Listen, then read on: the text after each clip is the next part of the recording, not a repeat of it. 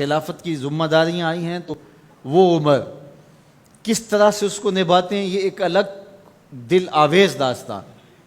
احساس ذمہ داری کیا ہے کہ اگر نیل کے کنارے ایک بکری بھی مر جاتی ہے پیاس سے تو عمر سے اس کا بھی حساب ہوگا۔ راتوں کی تنہائیوں میں اٹھ اٹھ کے عمر پہرا دے رہے ہوتے ہیں۔ یہ حضرت عمر ہے رضی اللہ تعالیٰ عنہ، کس طرح سے نظم کو چلاتے ہیں، اور امر بالمعروف اور نہی عن المنکر کا جذبہ کس طرح سے آپ کے رگ و ریشہ کے اندر محو نفوس تھا کہ جب آخری وقت آتا ہے ایک ظالم لولو فیروز نامی مجوسی آپ پر حملہ آور ہوتا ہے اور مسجد کے اندر شہید کیے جاتے ہیں۔ سیدنا عمر رضی اللہ تعالیٰ عنہ کے بارے میں حضور نے خبر دے رکھی تھی کہ یہ میرا غلام، یہ میرا صحابی شہید ہوگا۔ جب پہاڑ جھوم اٹھا تو فرمایا انما علیک نبی و صدیق و شہیدان، تمہارے اوپر ایک نبی ہے، ایک صدیق اور 2 شہید ہیں۔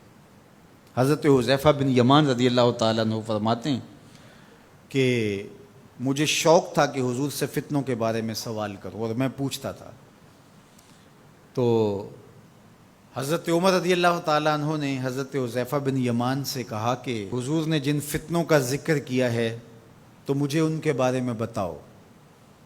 تو حضرت حذیفہ کہنے لگے کہ وہ فتنے آپ کے دور میں نہیں آئیں گے، اس لیے کہ آپ کے اور ان فتنوں کے درمیان ایک مضبوط دروازہ ہے، جب تک وہ دروازہ موجود ہے تو فتنے نہیں آئیں گے۔ تو حضرت عمر نے کہا کہ وہ دروازہ کھولا جائے گا یا توڑا جائے گا؟ تو حضرت حذیفہ بولے توڑا جائے گا۔ تو اس سے مراد حضرت سیدنا عمر رضی اللہ تعالی عنہ کی شہادت تھی۔ آپ کو شہید کیا گیا مسجد کے اندر، لیکن جب آپ کو اٹھایا گیا، وہاں سے لایا گیا تو خون بہت زیادہ بہہ رہا تھا، تو لوگ آپ کا حال پوچھنے آ رہے تھے۔ تو ایک انصاری جوان آئے اور انہوں نے آپ کا حال پوچھا، تو ان کی شلوار ٹخنوں سے نیچے لٹک رہی تھی، اور حضرت عمر رضی اللہ تعالیٰ عنہ کی نظر پڑی تو آپ نے اس نوجوان سے کہا کہ میرا حال تو ٹھیک ہے، تیرا حال ٹھیک نہیں ہے، چونکہ اس سے تیرے کپڑے بھی خراب ہوں گے، اور جو ہے وہ جو حضور نے طریقہ سنت ہمیں دیا ہے اس سے یہ ہٹ کر انداز ہے جو تم نے اختیار کیا ہے۔ تو اس لمحے بھی عمل تبلیغ کو ترک نہیں کیا۔ تو حضرت صدیق اکبر اور حضرت عمر کا مقدر کہ ان کی تربتیں جنت کے ٹکڑے میں ہیں، فرمایا میری قبر اور میرے منبر کے درمیان جو جگہ ہے یہ جنت کا باغ ہے۔ تو عمر جنت میں تشریف فرما ہیں، ابو بکر جنت میں تشریف فرما ہیں، اور جہاں حضور ہیں وہ جگہ جنت نہیں ہے؟ اللہ اکبر، وہ باغ جنت ہے۔ حضور ایک دن مسجد سے باہر تشریف لا رہے تھے، دائیں ہاتھ میں حضرت ابو بکر کا ہاتھ پکڑا تھا اور بائیں ہاتھ میں حضرت عمر کا ہاتھ پکڑا تھا، اور مسجد سے باہر آ رہے تھے۔